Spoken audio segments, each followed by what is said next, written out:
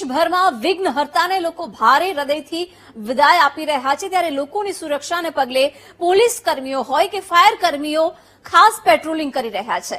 ત્યારે સુરતના હજીરાના દરિયામાં માનવ મહેરામણ શ્રીજીની પ્રતિમાને વિસર્જન માટે પહોંચ્યું છે। તે દરમિયાન કોઈ દુર્ઘટના ન સર્જાય તે માટે ફાયર વિભાગની બે ટીમ વિસ્તારમાં સતત પેટ્રોલિંગ કરી રહી છે। સુરતમાં જે રીતે શ્રીજીની પ્રતિમાની સ્થાપના થઈ તેનું વિસર્જન થયું, તેમાં સૌથી વધુ મોટી મૂર્તિઓ જે છે તે હજીરા જે દરિયા કિનારે છે ત્યાં વિસર્જિત કરવામાં આવી છે અને તે રીતે તે જોઈ શકાય છે કે મોટી મોટી મૂર્તિઓ અહીં વિસર્જન કરવામાં આવી રહી છે અને ખાસ કરીને 12 થી વધુ ક્રેનો જે છે તે અહીં મૂકવામાં આવી છે અને તે તમામ ક્રેનો દ્વારા જે પણ 12 ફૂટથી 15 ફૂટ લગીની જે મોટી મૂર્તિઓ જે છે તે તમામ મૂર્તિઓનું અત્યારે આ રીતે વિસર્જન કરાય છે।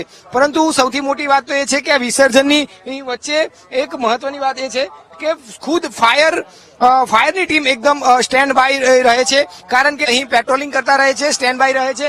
કોઈ અનિચ્છનીય ઘટના ન બને કે કોઈ જે ક્રેનમાં મૂર્તિ વિસર્જન કરવાનો આવે ત્યારે કોઈ પાણીમાં ન ડૂબી જાય કે સાથે આવેલ ભક્ત કોઈ રીતે અહીં પાણીમાં ન પહોંચે તે માટે સતત કામગીરી ફાયરની ટીમ અહીં કરી રહી છે।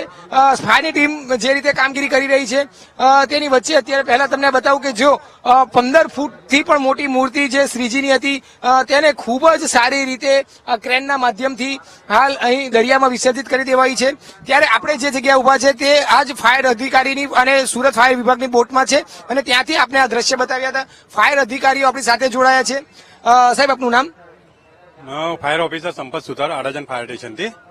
સંપતભાઈ, શું કહેશો કે જે રીતે અત્યારે તમે સતત દરિયે ઉભા રહીને આખું મોનિટરિંગ કરી રહ્યા છો, શા માટે? શું સવારથી 6 વાગ્યાથી કાલે સવાર સુધી કન્ટિન્યુ અમે મોનિટરિંગ કરે છે। અમારી બે બોટ છે, એક મોરાબાગલથી છે અને એક આડાજનથી છે। જ્યારે બી કઈ બનાવ નહીં બને એના માટે અમે 24 કલાક અહીંયા સ્ટેન્ડ બાય રહે છે અને પેટ્રોલિંગ કરે છે। કોઈ બનાવ બને તો અમે તાત્કાલિક એને ઇમરજન્સીમાં અમે બચાવી શકીએ એના માટે અમે કન્ટિન્યુ 24 કલાક સુધી અમે અહીંયા છે, હાજરમાં જ છે।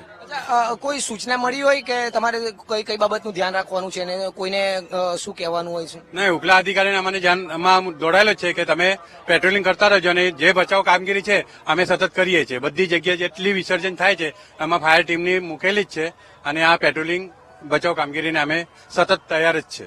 બિલકુલ, એટલે સાંભળ્યું કે જે રીતે બચાવ કામગીરી સતત તેઓ કરતા રહ્યા છે। જેટલી પણ અહીં મૂર્તિ વિસર્જિત થાય છે આ મૂર્તિ વિસર્જિત કરતા સમય દરમિયાન કોઈ રીતે કોઈ દુર્ઘટના ન ઘટે, કોઈ વ્યક્તિ કે કોઈ સાથે ભક્ત કે જે આ કામગીરી કરી રહ્યું છે વિસર્જનની તેમાં કોઈ પાણીમાં ન ડૂબે તે પ્રકારની ઘટના ન બને અને જો એવી કોઈ અનિચ્છનીય ઘટના બને તો તેમાં તાત્કાલિક રેસ્ક્યુ કરી શકાય અને બચાવ કામગીરી કરી શકાય તે માટે સતત 24 કલાક ફાયરની ટીમ અહીં સ્ટેન્ડ બાય છે અને તેઓ સતત પેટ્રોલિંગ કરી રહી છે। એટલે કે જે રીતની સૌથી વધુ મુંબઈ બાદ સૌથી વધુ સુરતમાં ગણેશ વિસર્જનની પ્રતિમાનું જે સ્થાપના થઈ તેનું વિસર્જન થાય છે અને ત્યારબાદ હવે તેને સુરક્ષાનું પણ ખૂબ ધ્યાન રાખવામાં આવતું હોય છે। ત્યારે તે જ રીતની સુરક્ષા સુરતની ફાયર વિભાગની ટીમને કરવામાં આવી રહી છે અને તે રીતની સૂચના પણ આપવામાં આવી છે। કેમેરામેન દેવેશ સોલંકી સાથે ધ્રુવ સોમપુરા, વીટીવી ન્યૂઝ, સુરત।